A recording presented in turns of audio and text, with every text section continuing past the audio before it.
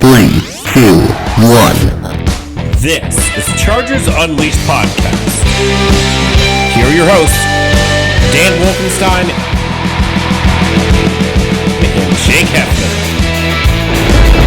Welcome to Chargers Unleashed. Thank you so much for joining us. Dan Wolfenstein here from the LA Football Network. Along with podcasts everywhere, you can also find us on YouTube and Patreon and all major social media platforms, including Facebook, Instagram, and Twitter at LAC_Unleashed.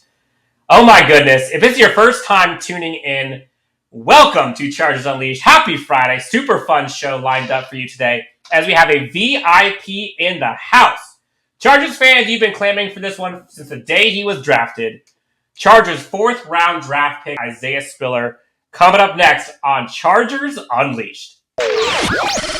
Chargers 4th round draft pick in the 2022 NFL Draft, rocking the 2-8 in the backfield from Texas A&M. Mr. Isaiah Spiller joins us on Chargers Unleashed. Isaiah, welcome to Chargers Unleashed. Welcome to the Bolt fam. How are you? How's LA treating you so far?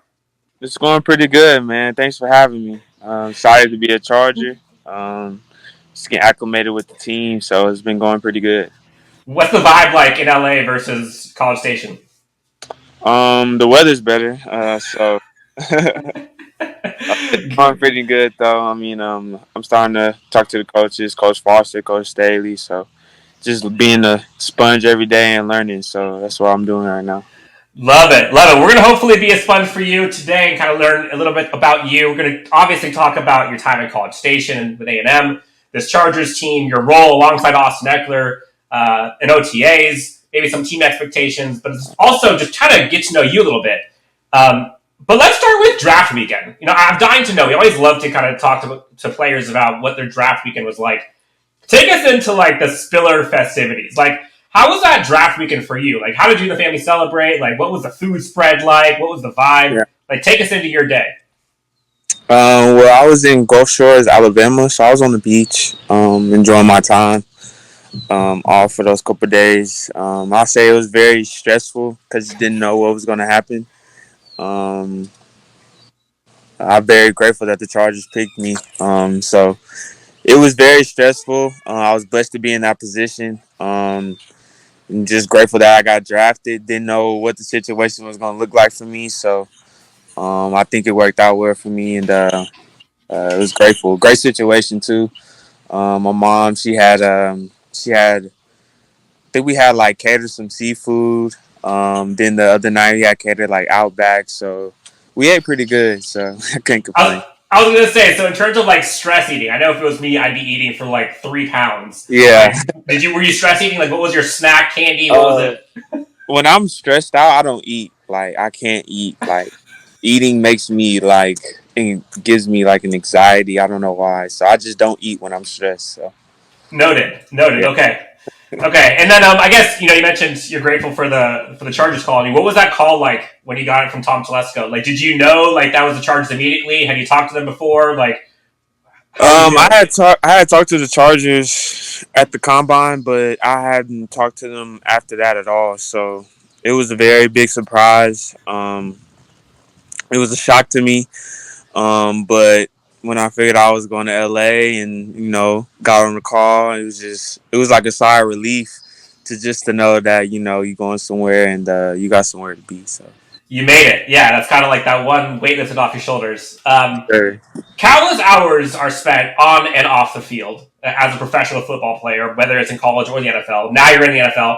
I'm sure there have been some of those like dog days, like those tough days, setbacks, if you will, throughout your football life. Yeah. But like motivation is a hell of a thing, right? Like, what is it that keeps you motivated? Like, what is it other than like the pure love for the game? Obviously, like, what's your why when you strap on the pads? Just the support of my family. You know, they always really been there for me.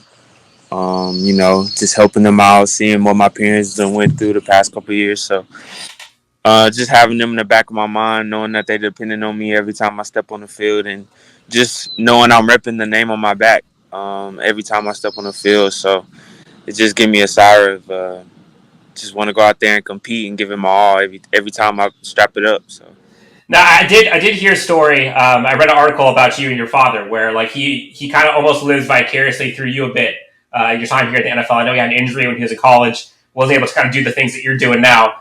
It got to be fun, right? Now that you're in the NFL, like you're kind of so close to your dad, like having him kind of as that motivating factor as well, getting him to kind of, enjoy the time that you are having now.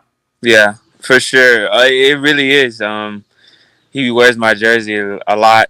He just got it in, so it's an exciting situation for him. He's done a lot for me in the way I run.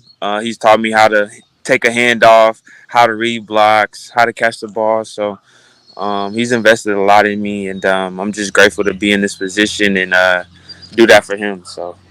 We're looking forward to seeing him, meeting him at SoFi. Sure. I got to admit, there is a soft spot in my heart for A&M. I have a ton of family who graduated from there, whether it's the culture, the stadium when it sways, all the yells. You got Northgate, you got Dixie Chicken, Fuego, the whole nine. Either on or off the field, like what were some of your highlights from your time in College Station? Probably definitely Fuegos. Especially like late nights. Fuegos used to be the spot for me.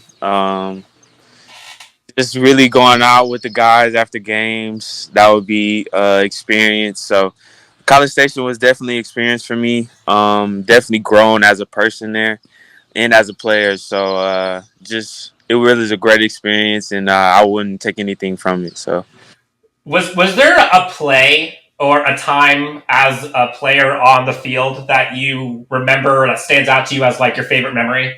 yeah. Probably the first time after we had beat Florida, that was like the first time we had beat like a top 5 team in like a minute, like 10 years, I think, 10 or 8 years. So that was a moment for us, just to get over that hump. It was because we were always almost there beating those top teams. And for us to do that, it was a great moment and something I'll never forget. And I think it really helped change the organization of A&M and the program as a whole. So that was probably a moment I'll never forget. And the Alabama win, too, as well. So I was going to say, it has to be there. yeah, that was crazy, too. All those games are really crazy. So, I mean, it was really just fun playing in those games, competing with the best talent. So it was an experience for real. I love it. All right, so let's transition to the Chargers now. You're coming into an offense with playmakers all over the field, literally. You got Mike, Keenan, Gerald, Justin, and then obviously you have Austin Eckler in the backfield. Austin's expressed on numerous occasions these past 2 years he'd like someone to kind of step up and earn that second RB position. What are maybe some of your personal goals this year in this offense? Like, how do you see your skill set impacting this team? I feel like my skill set can impact the team a lot. Just me catching the ball at the backfield, me running in between the tackles. So I feel like whatever the offense asks me to do, I'm going to go out and my all. So any opportunity I get, I'm going to take full advantage of it and just be ready when my numbers call. So that's what I'm really focused on right now, and just learning the plays, trying to get the offense down. So it's different from getting signals on the sidelines and then saying in the huddle. So, Sure. so just getting that part down and just understanding the ins and outs of the league right now. So really just learning right now as of right now. So Well, you said soaking it in like a sponge. I get it. You're now in OTAs. You get a chance to kind of settle in with your teammates a little bit. How have OTAs been for you so far? Like whether it's the coaches or teammates. You mentioned your coaches earlier a second ago. What are some of your first impressions or lessons learned so far that maybe stand out to you? it's very mental. The game's very more mental than college. So studying my plays is really important. Watching film is really important. More important now than ever because every little detail matters in the league. So just picking up on things like that, even for the first week. So just ready to get out there and getting ready for mini camp, training camp, and it's a season. So yes, sir.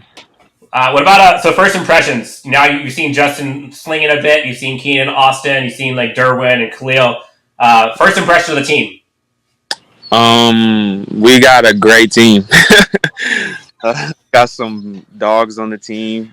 Some guys that I've watched for many of years. It's crazy to see these guys be in the locker room with them. Like even now, I still just be at awe. Like wow, I'm really here with them. Like because growing up, watching them, and even high school, college. So just being here now is just a crazy moment for me in itself. So I think this year is going to be really good for us.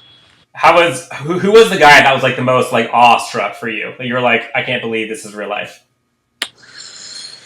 Probably Khalil Khalil Mack. So Got it. crazy. Love it. All right, so first team All SEC in 2020, second team All SEC last year. Essentially, you had like 3 straight 1,000-yard seasons. Highlights aplenty. How would you kind of describe your game currently? And what are maybe some of the things you have as maybe opportunities for improvement that you want to kind of add to your bag now that you're in the NFL? I feel like I've learned a lot at A&M, especially running a pro style offense.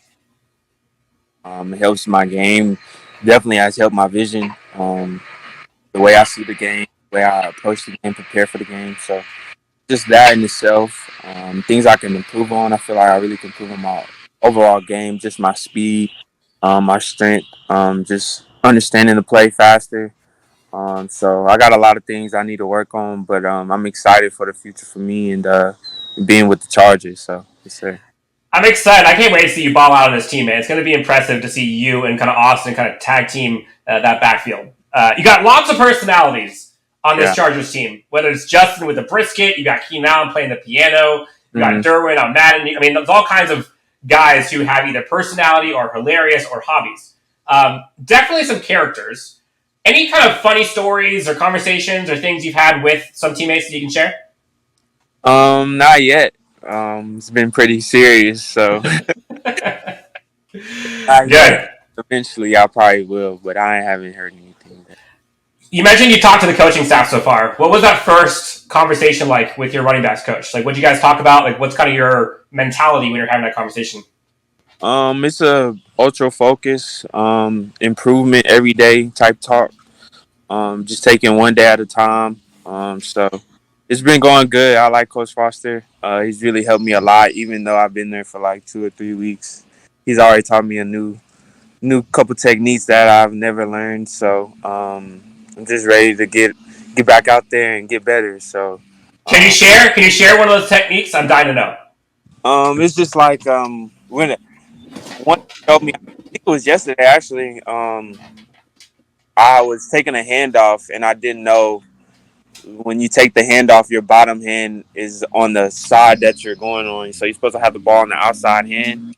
So your bottom hand off, it just makes it easier. So you just from the bottom hand you go like this. But I used to just 2 hands and then I'll go to my outside hand. But it just kind of makes it easier to transfer the ball to your outside hand, to outside on, away from It, the deep. it, it's amazing how simple yet complex some of these things are. You don't even think about some of these things, but there's Yeah. like 47,000 decision like firings that are happening, and so even something like that, it's I can't imagine like the ramp up period and having to kind of soak in whether it's play calling, whether it's scheme, whether it's coaching technique, as well as just like getting in the weight room. Like that's got to be a lot. Yeah. We're wrapping up with Isaiah Spiller. Isaiah, thank you so much for doing this. Last question for you. I know how important football is to you and your family, obviously, but like, there's certainly more to life than just football. Tell us a bit about yourself, like off the field, whether it's like hobbies, life priorities, favorite movie. I don't know, anything you like to do on the weekends. Like, who is Isaiah Spiller when he's not on the field? I'm really a homebody, relaxed. I tend to chill a lot. I go fishing a lot though, especially back at home. That's something I do like consistently. Uh, I think it kind of like gets my mind away from everything. And I like to catch fish with my dad and my friends as well. So um, that's what I usually do on the weekends if I have free time. So All right, victory food. Victory food. You just won your first NFL game on Sunday, or maybe Thursday. Who knows? yeah, What is your victory meal? some crawfish. Okay. Gotta find a good spot in LA. I don't know those, but if I find one, I'll let you know. Yeah, I mean, I just being from the South. That's what we eat a lot. It's a lot of down. So, me Yep. and my mom, so we eat it a lot, crawfish. So I love it. All right. Well, when you see that crawfish on Instagram or Twitter, we'll know that you won. Isaiah, seriously, thank you so much for hopping on, man. Best of luck the rest of OTAs this upcoming season. Can't wait to see you battle out with the rest of the guys. Excited to see you rock the football for these Los Angeles Chargers. Isaiah, anything you want to tell Chargers fans? Anything can help you promote? Anything that you're going on that we can help you kind of get the word out on? I ain't got nothing right now, but bolt up. Let's go. Awesome. Isaiah, thank you so much for hopping on. Best of luck. We'll talk soon, all right? Yes, sir. Thanks for having me. Of course.